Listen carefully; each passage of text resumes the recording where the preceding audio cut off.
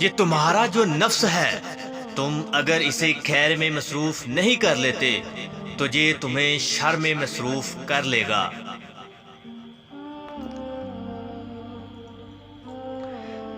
حضرت امام شافعی سے پوچھا گیا، آپ نے اللہ کو کیسے پہچانا؟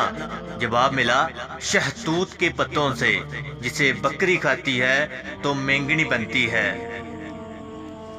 ہرن کھاتا ہے تو مشک بنتا ہے، اور ریشم کا کیڑا کھاتا ہے تو ریشم بنتا ہے۔ کوئی تو ہے جو ایک ہی شے سے مختلف چیزیں بناتا ہے، اور وہ اللہ کے سوا کوئی نہیں۔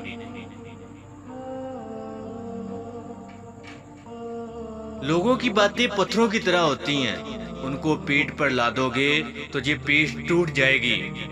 ان کو اپنے قدموں تلے ایک برج بنا لو تو ان پر چڑھ کے بلند ہو جاؤ۔ دل زبان کی کھیتی ہے، اس میں اچھی تخم ریزی کرو، اگر سارے دانے نہ اگ سکیں گے تو پک کر ضرور اگ جائیں گے۔ اللہ تعالیٰ کے راستے پر خوش قسمتی سے چل پڑے ہو تو تیز بھاگو۔ تیز بھاگنا کسی وجہ سے مشکل ہے تو آہستہ بھاگ لو۔ تھک گئے ہو تو چل لو، یہ بھی نہیں کر سکتے تو گھسیٹ لو، مگر واپسی کا کبھی بھی نہ سوچنا۔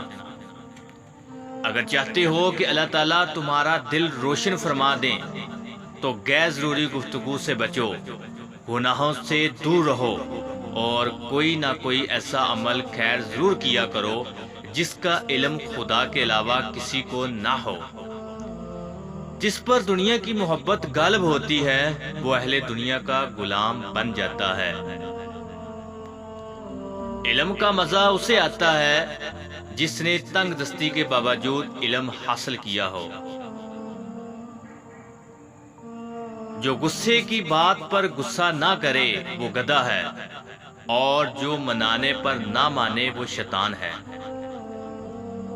میں نے کسی شخص کی عزت اگر اس کی حیثیت سے زیادہ کی تو اتنی ہی میری عزت اس کی نظر میں کم ہو گئی۔ جس طرح بصارت کی ایک حد ہوتی ہے، اسی طرح عقل کی بھی ایک حد ہوتی ہے جہاں وہ ٹھہر جاتی ہے۔ جاہل کو اس بات کا یقین ہوتا ہے کہ وہ عالم ہے، اس لیے وہ کسی کی بات نہیں سنتا۔ چار چیزیں بدن میں قوت پیدا کرتی ہیں، ایک گوشت کھانا، دوسرا خوشبو سونگھنا، تیسرا کثرت سے غسل کرنا، اور چوتھا سوتی کپڑا پہننا۔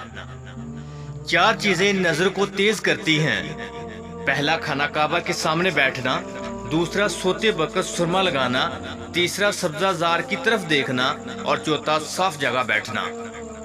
چار چیزیں عقل کو بڑھاتی ہیں، ایک فضول کلام سے پرہیز، دوسرا دانت صاف کرنا، تیسرا صالحین کی مجلس میں بیٹھنا، اور چوتھا علماء کرام کی صحبت اختیار کرنا۔ چار چیزیں رزق کو بڑھاتی ہیں، ایک تہجد کی نماز پڑھنا، دوسرا کثرت سے استغفار کرنا، تیسرا کثرت سے صدقہ کرنا، اور چوتھا کثرت سے ذکر کرنا۔ مخلوق میں سب سے زیادہ ہمدردی کے قابل وہ ہے جو تنگ حالی کے باوجود ہمت سے زندگی بسر کرتا ہے۔